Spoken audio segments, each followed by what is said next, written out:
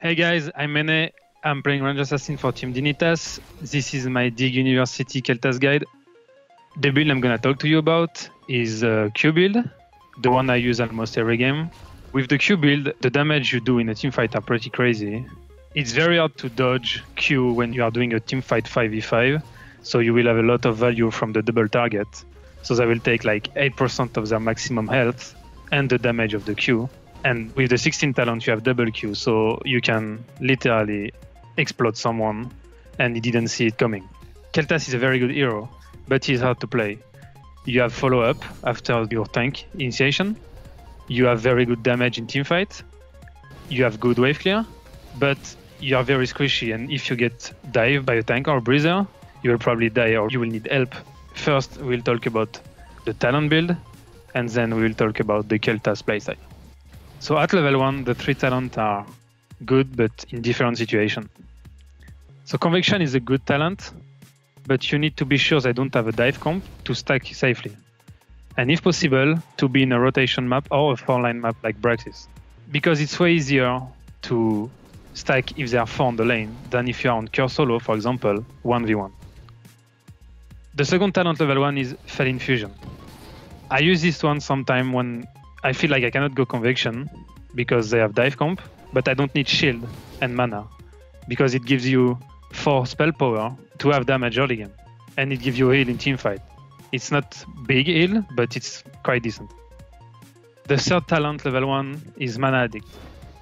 This is a talent you can take and it's never bad. You will have bigger mana pool and you will have a shield when you get 20 gloves. So the level 4 talent, always take Netherwind. It increases the range of your stun by 30% and gives you mana when you hit.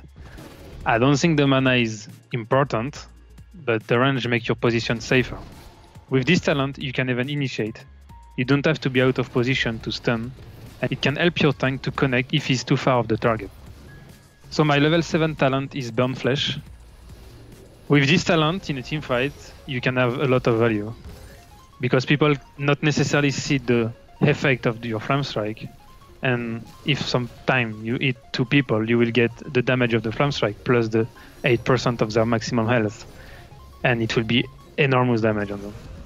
This talent level 7 is the most valuable for me, because I think on every map, you have to contest objective, so you fight, and you will at least hit 2 people with your Flame Strike.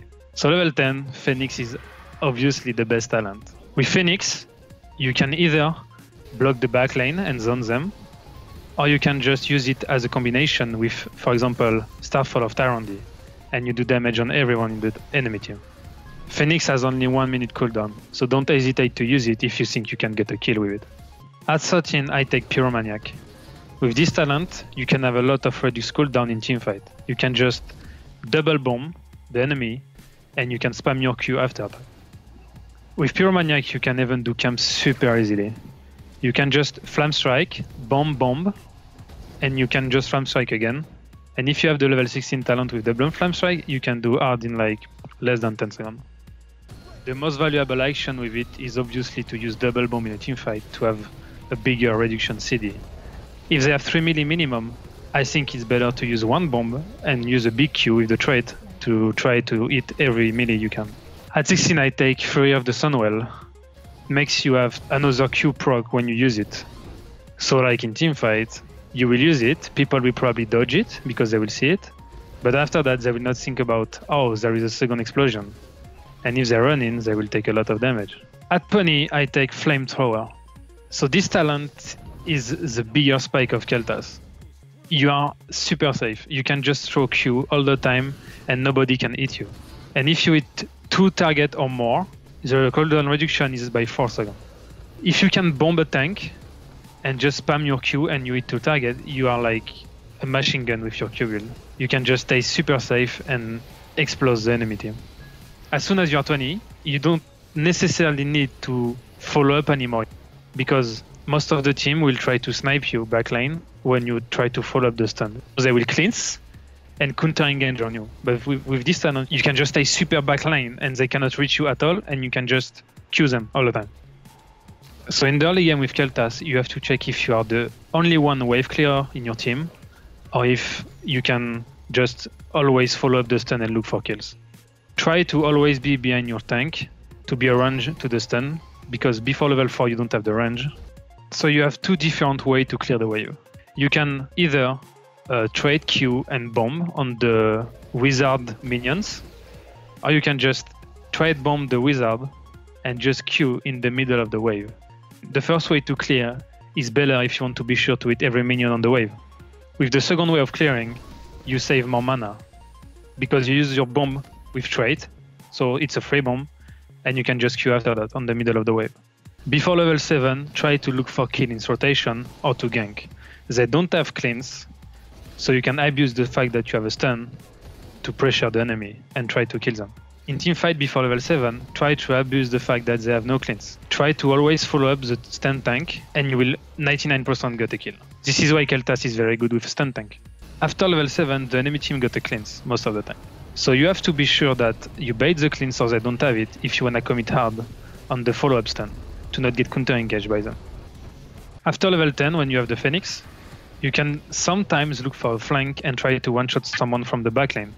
But don't try it too much, because you will be out of position if they see you and if you don't get the kill, and you will probably die. When you hit 16, with the double flame strike, and the enemy team has 2 melee minimum, try to focus on killing them. You will have double Q value on them with the bomb, so if they are not backing, they will take a lot of damage. When you hit 20 with the flamethrower, you will have insane range on your flame strike and reduction CD if you hit 2 hero minimum.